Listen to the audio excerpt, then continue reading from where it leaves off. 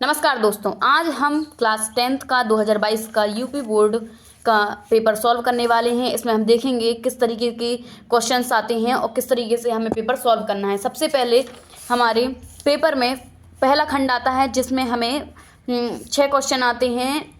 सभी क्वेश्चन करने हमें बिल्कुल अनिवार्य होते हैं, सभी क्वेश्चन करने पड़ते हैं और प्रत्येक क्वेश्चन के आगे उनके मार्क्स लिखे होते हैं। एक मार्क्स के क्वेश्चन आते हैं, तो इनको हम कैसे सॉल्व करेंगे। सबसे पहले हम आपको बता दें कि इन क्वेश्चंस को करने के लिए हमें बहुत ज़्यादा कम टाइम लेना पड़ता है, ताकि हम बाकी क्वेश्चन जो हमारे बड़े बड़े क्वेश्चन होते हैं उनमें हम अपना टाइम ज़्यादा दे सकें। तो सबसे पहले हम इनको कैसे सॉल्व करते हैं। पहला क्वेश्चन आया है कि दी गई संख्याओं में अभाज्य संख्या होगी।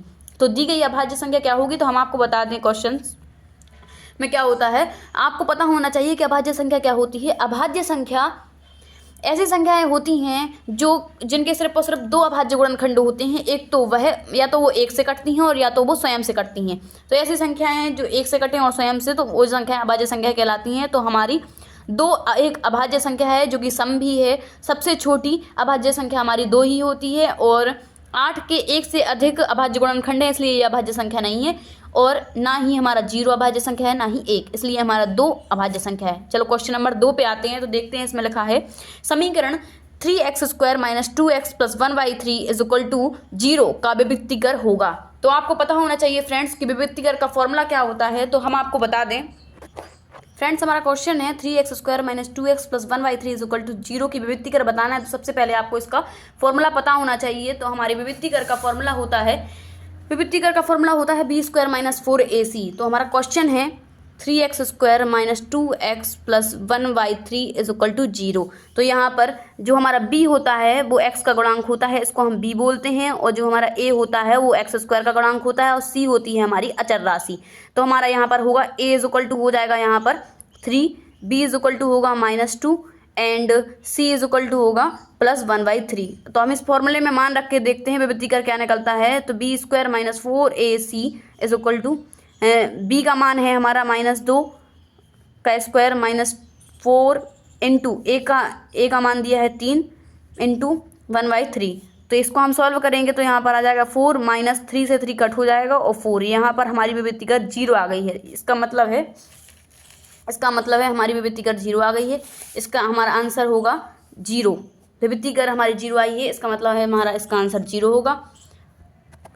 फ्रेंड्स, आपको जानकारी के लिए बता दें कि यदि हमारी विभक्तिकर का मान 0 से कम होता है, यदि हम टू से 0 से ज़्यादा होता है, ग्रेटर देन 0 होता है, 0 से ज़्यादा होता है विभक्तिकर का मान, तो हमारे इस समीकरण, जैसे आपको ये समीकरण दिया है, तो इस समीकरण के मूल जो होते हैं वो वास्तविक होते हैं।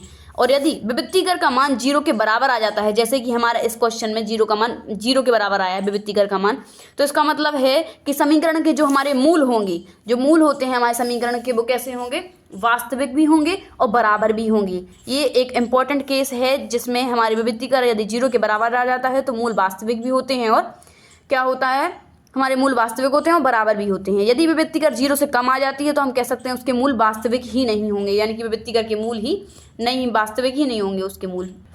अब हम आ जाते हैं क्वेश्चन नंबर गा पे। उसमें लिखा है कि sin a = 3/5 हो तो cos a का मान बताइए। तो फ्रेंड्स, आपको पता होना चाहिए sin a cos a मतलब किसके बराबर होते हैं।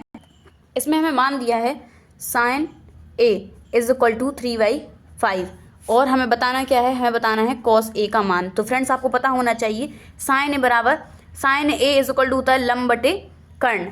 तो ये हमारा लंब और ये है कर्ण। लंब और कर्ण दिए हैं तो हमें क्या निकालना है, आधार की हमें ज़रूरत है, तो हम आधार निकाल लेंगे। तो आधार बराबर होगा √ कर्ण का वर्ग माइनस लंब का वर्ग।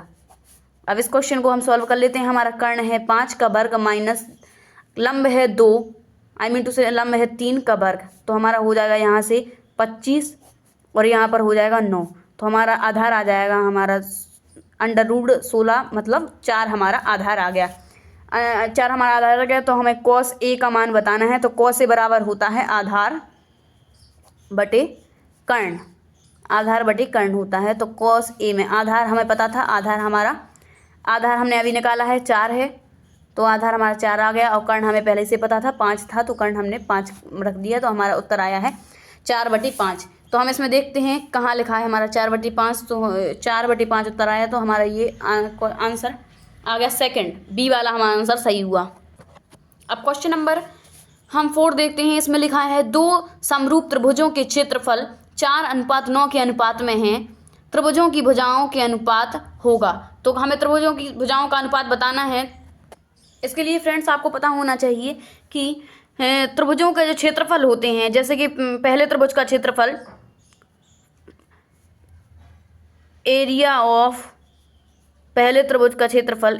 फर्स्ट त्रिभुज divided by area of second त्रिभुज का हम क्षेत्रफल की बात करें, सेकंड त्रिभुज का क्षेत्रफल, तो क्या होता है वो भुजाओं के अनुपात के वर्गों के बराबर होता है। तो पहली भुजा समझ लीजिए, पहले त्रिभुज की भुजा है फर्स्ट त्रिभुज की, जो हमारे फर्स्ट त्रिभुज की भुजा है, फर्स्ट त्रिभुज की भुजा, और ये हमारी सेकंड त्रिभुज की भुजा है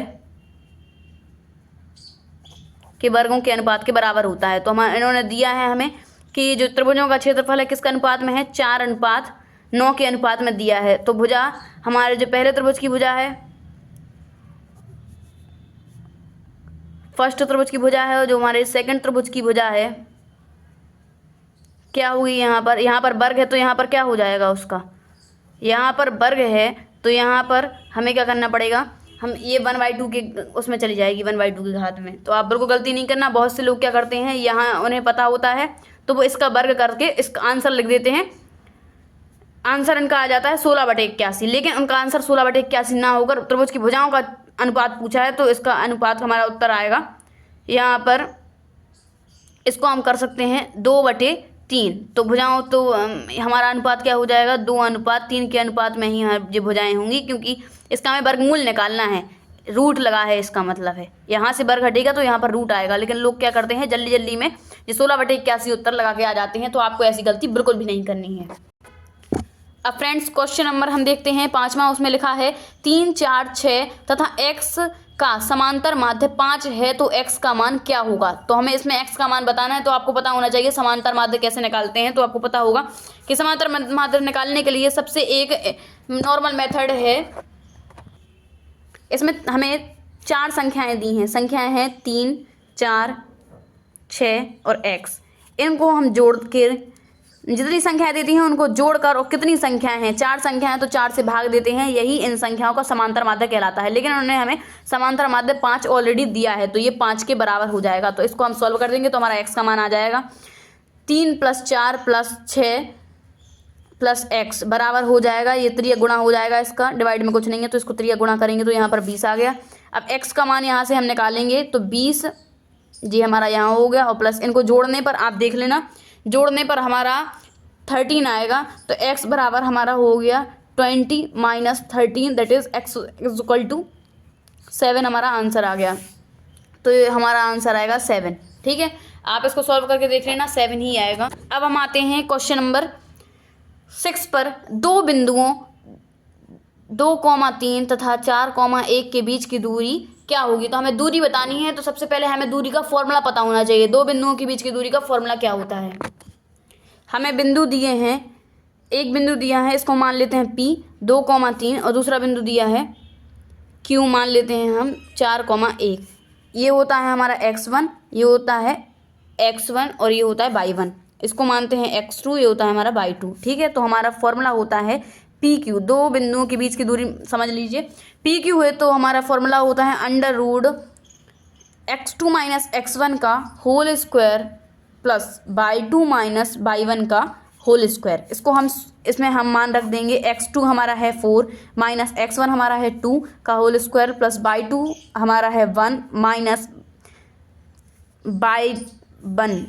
y1 हमारा है 3 का होल स्क्वायर। तो इसको हम सॉल्व करेंगे तो हमारा यहाँ आ जाएगा 2 का वर्ग प्लस ये, इसको हम सॉल्व करेंगे तो -2 आएगा। -2 का हम वर्ग करेंगे, -2 का वर्ग ही हमारा प्लस ही में आ जाएगा। किसी भी संख्या का हम वर्ग करते हैं तो उत्तर प्लस ही में आता है। ये 2 का वर्ग करेंगे 4 हो गया, प्लस इसका -2 का वर्ग करेंगे तब भी 4 ही आएगा, प्लस के 4 आएगा = अब इसको हम ऐड कर देंगे तो √8 आ गया हमारा। ठीक है, अब हमें √8, लेकिन देखिए ऑप्शन में तो √8 दिया नहीं है, तो हम इसको और सॉल्व करेंगे। कैसे कर सकते हैं हम √8 को लिख सकते हैं 4 × 2। अब इसी को हम क्या कर सकते हैं, √8 को हम लिख सकते हैं 4 × 2 इसी को हम सॉल्व करेंगे तो 4 हमारा बाहर निकल जाएगा, जो कि रूट में है तो वो 2 बाहर निकल गया और रूट 2 पहले से रहा, तो ये हमारा 2√2 हमारा आंसर हो गया। तो हमारा 2 रूट यहाँ पर 3 दिया है, यहाँ पर 2√2 दिया है, यानी थर्ड वाला हमारा आंसर है। गाइस अभी हम ये वीडियो ज़्यादा लंबा ना हो जाए उसके लिए सिर्फ और सिर्फ विकल्प ही हमने इस वीडियो में कराए हैं। आप लोग डोंट वरी, हम नेक्स्ट वीडियो में इसका खंड 2 और खंड 3 के जो मोस्ट इम्पोर्टेंट क्वेश्चंस हैं जो हमारे बड़े एग्जाम्स में आई मीन टू से बहुत बड़े बड़े क्वेश्चंस हैं, उनको भी हम कराएंगे। तो आप लोग चिंता नहीं कीजिए, इसको मतलब इस वीडियो में इतना ही, फिर देखते हैं हम नेक्स्ट वीडियो में।